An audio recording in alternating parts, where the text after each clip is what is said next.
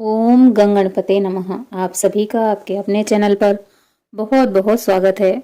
आज इस वीडियो में हम विश्वनाथ की नगरी काशी की महिमा के बारे में जानेंगे। काशी तो काशी है, काशी अविनाशी है। पंचकोशी काशी का अविमुक्त क्षेत्र ज्योतिर्लिंग स्वरूप स्वयं भगवान विश्वनाथ हैं। ब्रह्मा जी ने भगवान की आज्ञा से ब्रह्मांड की रचना की।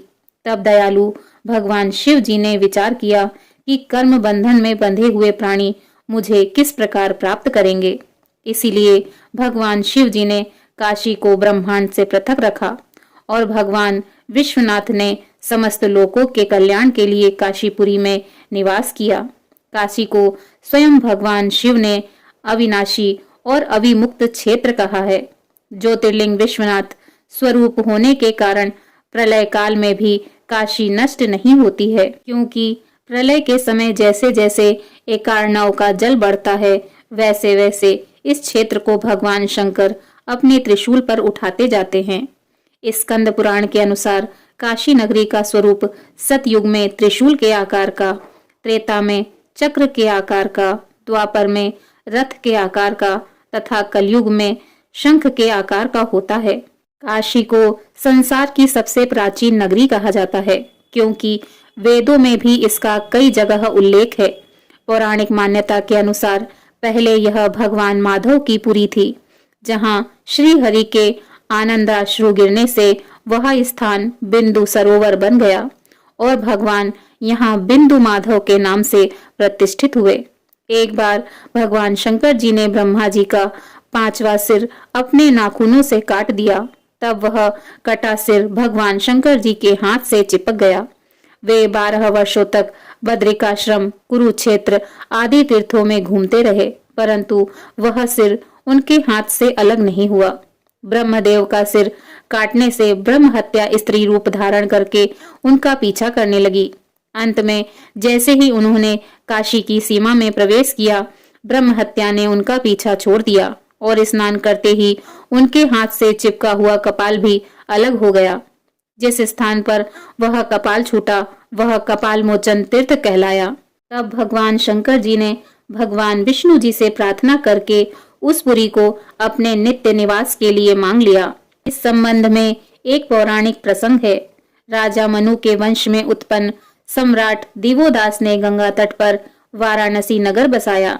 एक बार भगवान शंकर जी ने देखा कि पार्वती जी को यह अच्छा नहीं लगता कि वे सदा पति के साथ पिता के घर अर्थात हिमालय में रहें। अतः पार्वती जी को प्रसन्न करने के लिए उन्होंने हिमालय छोड़कर किसी सिद्ध क्षेत्र में बसने का निर्णय किया। उन्हें वाराणसी नगरी अच्छी लगी। भगवान शंकर जी ने अपने निकुंभ नामक गण को वाराणसी नगरी को निर्जन करने का आदेश दिया। निकुंभ ने वैसा ही किया। नगर निर्जन हो जाने पर भगवान शंकर जी अपने गणों के साथ वहां आकर निवास करने लगे। भगवान शंकर जी के साथ रहने की इच्छा से देवता तथा नाग भी वहां आकर रहने लगे। सम्राट दिवोदास अपनी वाराणसी नगरी छिन जाने से बहुत दुखी हुए। उन्होंने तपस्या करके ब्रह्मा जी से यह वर मांगा कि देवता अपने दिव्य लोक में रहें और नाग पाताल लोक में रहें, पृथ्वी मनुष्यों के लिए रहे। ब्रह्मा जी ने तथा अस्तु कह दिया। इसका परिणाम यह हुआ कि भगवान शंकर जी सहित सभी देवताओं को वाराणसी छोड़ देना पड़ा, किंतु भगवान शंकर ने यहाँ विश्वेश्वर रूप से निवास किया और दूसरे देवता भी श्री विग्रह रूप में स्थित हुए। भगवान शंकर जी काशी छोड़कर मंदराचल चले तो गए, किंतु उन्हें अपनी यह पुरी बहुत प्रिय थी। वे यहीं रहना चाहते थे। उन्होंने राजा दिवोदास के शासन में दोष ढूंढकर उनको वाराणसी से निकालने के लिए 64 योगनियां भेजी। वे योगनियां 12 मास तक काशी में रहकर राजा और उनके शासन में दोष निकालने का प्रयत्न करती रहीं, परंतु सफल नहीं हुई। राजा ने उन्हें एक घाट पर स्थापित कर दिया।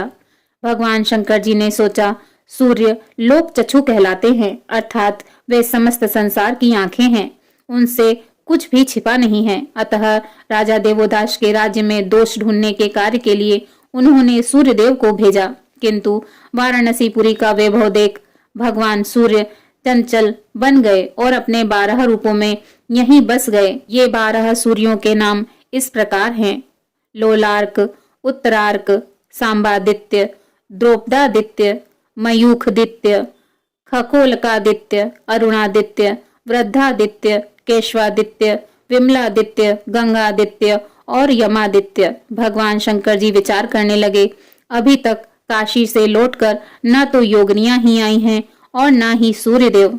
अब काशी का समाचार जानने के लिए मैं वहां किसे भेजूं? वहां की बातों को ठीक ठीक जानने में ब्रह्मा जी ही समर्थ हैं, अतः ब्रह्मा जी को ही वहां भेजता हूँ।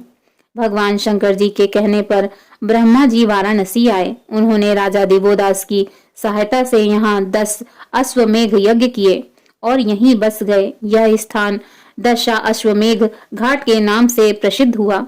इसके बाद भगवान शंकर जी की आज्ञा से डुंडीराज गणेश जी ज्योतिष का रूप धारण करके काशी आए। उन्होंने राजा दिवोदास को उपदेश करते हुए कहा, आज से 18वें दिन कोई ब्राह्मण आकर तुम्हें उपदेश करेगा। तुमको बिना विचारे उसके वचनों का पालन करना चाहिए। ऐसा करने से तुम्हारे सभी मनोरथ पूर्ण होंगे। जब गणेश जी भी काशी जाकर देर तक नहीं लौटे, तब भगवान शंकर जी ने भगवान विष्णु जी की ओर देखा। भगवान शंकर जी की इच्छा पूर्ण करने के लिए भगवान विष्णु जी यहाँ ब्राह्मण वेश में पधारे और उन्होंने राजा दिवोदास को ज्ञानोपदेश किया। इससे वे विरक्त हो गए। राजा दिवोदास ने एक शिवलिंग की स्थापना की और जैसे ही स्तुति करना आरंभ किया, आकाश से शिव पार्षदों से घिरा हुआ एक दिव्य विमान उतरा। राजा दिवोदास विमान में बैठकर शिवलोक चले गए। तब भगवान शंकर जी मंदराचल से आकर काशी में स्थित हो गए। 12 ज्योतिर्लिंगों में से एक भगवान विश्वनाथ काशी के सम्राट हैं। इन्हें मिलाकर काशी में कुल 59 मुख्य शिवलिंग हैं, 12 आदित्य हैं, 56 विनायक हैं, 8 भैरव हैं, 9 दुर्गा हैं, 13 नरसिंह हैं, 16 केशव हैं, 51 शक्तिपीठों में से एक विशालाक्षी शक्तिपीठ काशी में है, जहां माता सती के दाहिने कान का कुंडल गिरा था। काशी 12 नामों से जानी जाती है: काशी, वाराणसी, अविमुक्त क्षेत्र, आनंद कानन, महाशमशान, रुद्रावास, काशिका, तपस्थली, मुक्ति भूमि, मुक्ति क्षेत्र, मुक्तिपुरी, श्री शिवपुरी। भगवान शिव जी की धाम काशी जीवों को मोक्ष प्रदान करने वाली, संसार के भंवर में फंसे हुए लोगों के लिए नौका के समान, 84 के चक्कर में पड़े लोगों के लिए विश्रामा स्थल और जीव के जन्म जन्मांतर के कर्म बंधनों को काटने के लिए छुरे के समान है। काशी ही वह पुरी है जो मनुष्य को साक्षात मोक्ष देती है। माना जाता है कि यहाँ देह त्याग के समय भगवान शंकर मरणोन्मुख प्राणी के कान में तारक मंत्र सुनाते हैं। उससे जीव को तत्व ज्ञान हो जाता है और उसके सामने शिव स्वरूप ब्रह्म प्रकाशित हो जाता है। ब्रह्म में लीन होना ही अमृत पद प्राप्त कर लेना या मोक्ष प्राप्त कर लेना है। विनय पत्रिका में कहा गया है, जो गति अगम महामुनि दुर्लभ, कहत संत श्रुति सकल पुराण, सो गति मरण काल अपने पुर, देत सदा शिव सब ही समान। इसीलिए यहाँ कैसा भी प्राणी मरे वह मुक्त हो जाता है। इसी आस्था के कारण देश के कोने कोने से सहस्त्रों वर्षों से लोग देहोत्सर्ग के लिए आते रहे हैं। बोलिए काशी सम्राट विश्वनाथ भगवान की जय। बोलिए काशी धाम की जय।